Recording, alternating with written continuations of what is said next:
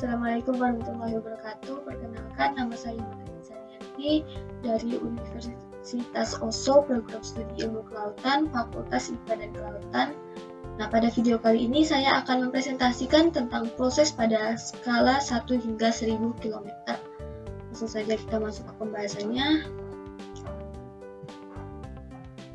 Nah, di sini ada 3 pokok pembahasan. Yang pertama ada struktur vertikal di perairan pesisir dengan wilayah apiari pesisir.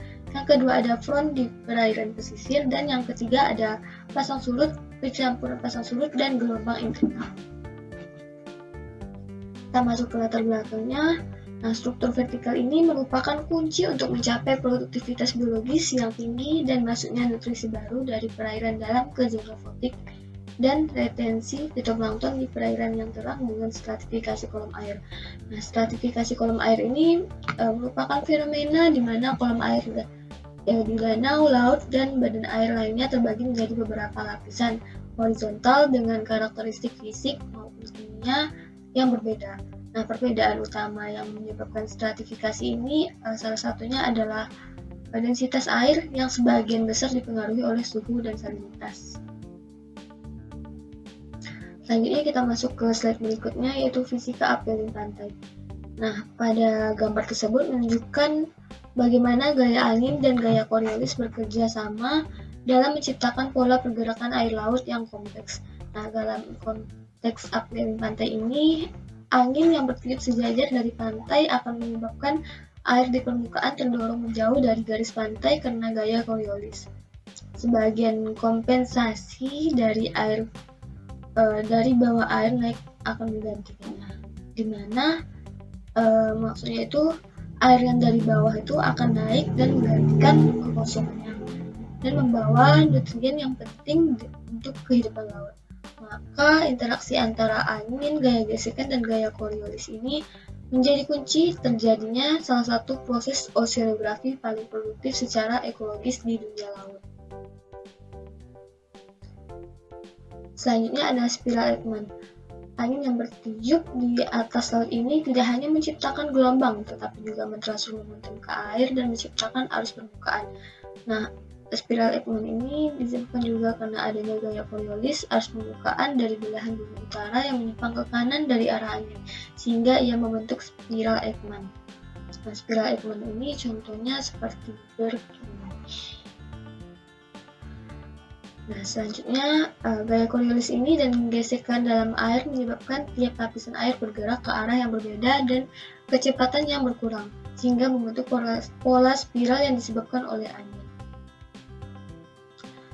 Nah, selanjutnya kita masuk ke pembahasan arus Ekman dan arus naik pesisir, di mana hubungan antara angin, arus Ekman, dan arus naik pantai ini dapat diilustrasikan dalam gambar di samping. Gambar ini menunjukkan perairan lepas pantai di California dengan angin ekuator sejajar dengan pantai. Nah, arus Ekman ini diarahkan ke lepas pantai, di mana air yang menggantikan aliran lepas pantai tidak dapat disuplai oleh aliran horizontal karena batas pantai. Sebaliknya juga, air laut ini akan mengalir ke atas dari lapisan yang lebih dalam. Nah, ilustrasi ini juga menunjukkan front yang umum diamati di dekat permukaan lapisan yang memisahkan air yang lebih dingin dan mengalir ke atas di dekat pantai dari air yang lebih hangat ke perairan lepas pantai. Selanjutnya ada variasi arus naik. Nah, ada beberapa faktor yang menghasilkan variasi arus naik. Salah satunya adalah variasi batimetri dasar, di mana perubahan batimetri ini dapat mengubah kekuatan arus naik. Misalnya, hubungan bawah laut yang memanjang dari pantai menghasilkan kondisi yang lebih mendukung sehingga terjadi upwelling. Front laut adalah wilayah sempit yang memisahkan massa air dengan gradien horizontal yang tajam dalam sifat-sifat seperti suhu dan salinitas. Nah, front ini di perairan ini terdiri dari 3, yaitu front di perairan pantai, front di lautan terbuka, dan biologi front di pasang surut. Selanjutnya, front di perairan pantai. Front di perairan pantai ini adalah zona antara batas massa air yang berbeda sifatnya, di mana sifat-sifat air seperti suhu, salinitas, dan kepadatan berubah secara tajam, dan front-front ini penting secara biologis karena ditandai dengan peningkatan produksi plankton dan ikan. Jenis-jenis front di perairan pantai termasuk front pasang surut, front arus naik, dan front muara. Nah, gambar tersebut menjelaskan dimulainya aliran air tawar ke air laut yang terdistribusi secara merata di sepanjang pantai. Nah, gaya Coriolis ini membelokkan air tawar ke kanan di belahan bumi utara agar mengalir sejajar dengan pantai. Dengan demikian, terbentuklah front kepadatan yang sejajar antara pantai dan air tawar dari daratan dan air asin dari lautan. Nah, seiring dengan perkembangan waktu, front tersebut bergerak ke lepas pantai sehingga terjadi keseimbangan internal yang mempertahankan front pada posisi yang cukup konstan. Selanjutnya ada front di lautan terbuka. Front juga ditemukan di lautan terbuka, terutama yang terkait dengan arus batas barat seperti arus Teluk dan arus Kuroshio.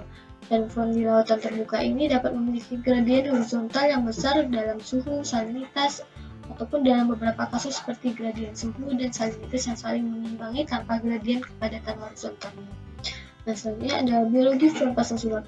Front pasang surut atau front laut dangkal ini merupakan front yang terbentuk di perairan pantai sebagai hasil dari pencampuran pasang surut yang memisahkan wilayah pantai yang tercampur dengan baik dari wilayah perairan yang mengalami stratifikasi dan aktivitas biologis yang meningkat di front pasang surut. Dengan konsentrasi fitoplankton yang tinggi, kemudian kemungkinan karena nutrisi yang dibawa ke permukaan oleh percampuran pasang surut dan stratifikasi ini akan terjadi selama siklus pasang surut. Selanjutnya ada pasang surut, pencampuran pasang surut, dan geografi. Pasang surut terbentuk karena tarikan gravitasi bulan dan matahari yang dikenal sebagai naik turunnya permukaan laut 2 kali sehari, di mana perubahan air ini menyebabkan pola zonasi organisme pasang surut yang menarik. Nah, naik turunnya pasang surut ini ada terbagi menjadi dua, yaitu diurnal atau semi diurnal yang di mana dia menciptakan pola vertikal zonasi fisik di pantai. Nah, di mana wilayah yang lebih rendah ini akan memiliki lebih sedikit paparan udara dan lebih sedikit kecenderungan untuk mengering, dan suhu yang lebih stabil, sementara wilayah atas memiliki sifat sebaliknya. Nah, sebelum kita masuk ke pembahasan berikutnya, kita perlu tahu dulu nih, kenapa front itu penting. Nah, front itu penting karena mereka sering menjadi hotspot atau biologis karena mendorong uploading nutrien yang memicu pertumbuhan fitoplankton dari dasar jaring makanan laut seperti ikan dan mamalia laut. Selanjutnya kita masuk ke pencampuran pasang surut. Pencampuran pasang surut ini terjadi ketika arus pasang surut berinteraksi dengan topografi dasar laut, di mana ia menciptakan turbulensi dan pencampuran vertikal di kolom air, sehingga proses ini sangat penting di daerah landas kontinen dan tepian, di mana perubahan kecepatan arus pasang surut yang signifikan ini dapat menghasilkan gaya nonlinier dan pusaran air. Nah, pencampuran pasang surut ini berperan penting dalam mendistribusikan nutrisi dan mempengaruhi produktivitas wilayah tersebut. Selanjutnya ada topografi dasar laut, di mana ia memainkan peran penting dalam memodifikasi arus pasang surut dan menghasilkan berbagai fenomena oceanografi. Misalnya arus pasang surut yang mengalir di atas tepian atau sekitar pulau yang dapat dipercepat, dibelokkan dan menghasilkan pusaran air.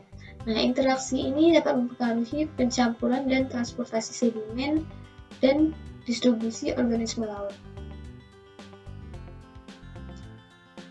Kita masuk ke bagaimana front meningkatkan produktivitas biologi. Nah, front ini meningkatkan produktivitas biologis melalui beberapa mekanisme utama. Yang pertama ada adveksi pasif, di mana organisme planktonik ini berkumpul di front karena konvergensi air permukaan dan arus yang turun.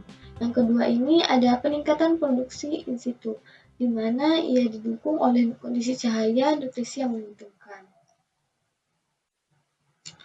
Nah, itu saja yang dapat saya sampaikan.